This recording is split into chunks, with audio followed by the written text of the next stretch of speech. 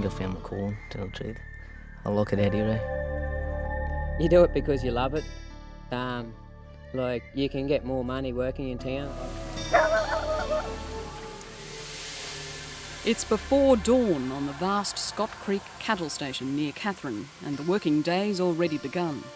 The station cook has been up preparing a fry-up breakfast. The ringers, or stockmen and women, tuck in. Did you ride yesterday, mate? They've got a long day of riding ahead of them. The group includes a handful of Indigenous ringers, young men from communities in the surrounding region. They've got background in them. Their fathers and grandfathers have been stockmen, and they want to be stockmen, and they want to be somebody one day. Come on, Levi, let's go, mate. Go to work, eh? This morning, the ringers are heading out to a stock camp about 80 kilometres into the property. They have to make sure they've got all the gear they need before they leave. Out here, they chase cows and get them to the yard and process them.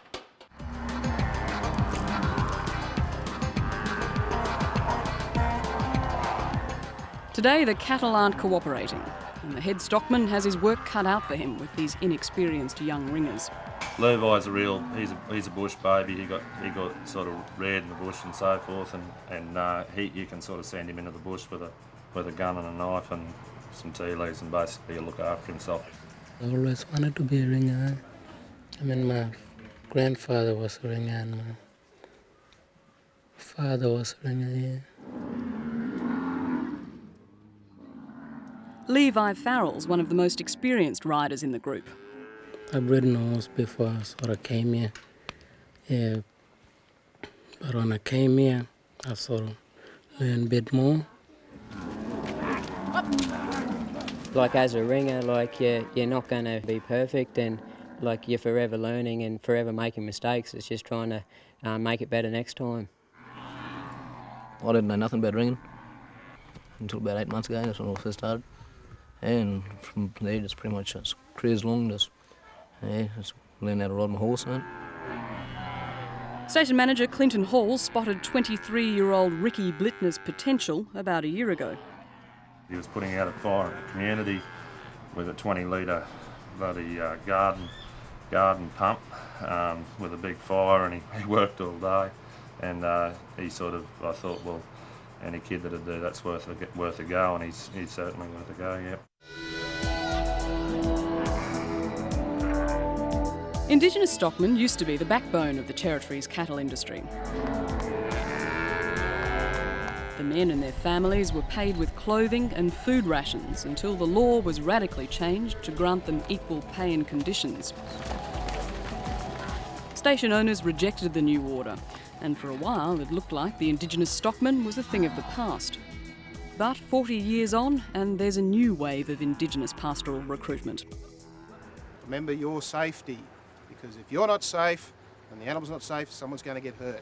At Katherine Rural College, these young men and women are learning to handle cattle. For the past 3 years, the college has run a specific program for Indigenous students who want to work on the land. We've gone back, revisited what we've done, and sat down and say, okay, well, they don't need to do so much on learning how to fix pipes and trough lines or motor mechanics, whereas the horse riding skills and the cattle skills and knowing how to fence are being identified as a higher priority. How was your weekend, bunch? Oh, yeah, man. About 30 graduates of the Indigenous Pastoral Program are now working on Scott Creek and other stations around the Territory. Station owners say local Indigenous men are more likely to stay on for longer. We think it's the way to go in the Territory. You need to have permanent staff. It's good to have the young ones that come in every year and stay a season, but it means you're constantly retraining. So if you want permanent staff, you have to train your Indigenous stockmen. But owners and managers have to be prepared to accept that sometimes they'll lose their workers for days on end due to traditional family business. So there's certain things they have to go to, and that might be in the middle of a muster and whatever, but you've got to make allowances for that, and you've got to be tolerant of that. You can work as a team. Some of the young stockmen are also prone to heading off into town and disappearing on alcohol binges. But the employment program's got a mentoring side, and if that's kept up, it should help keep the young men on track. I would like to see mentors come from the communities, the Indigenous stockmen, identify a few that actually have that capability to be able to go and provide the support.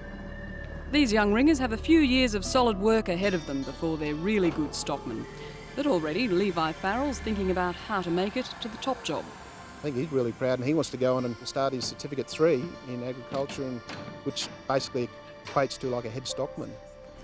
Basically, if they can count well, record their numbers and hand that on to the office and so forth, and they can manage, like they can handle, staff. I think, maybe one day they might be able to run camps, yeah.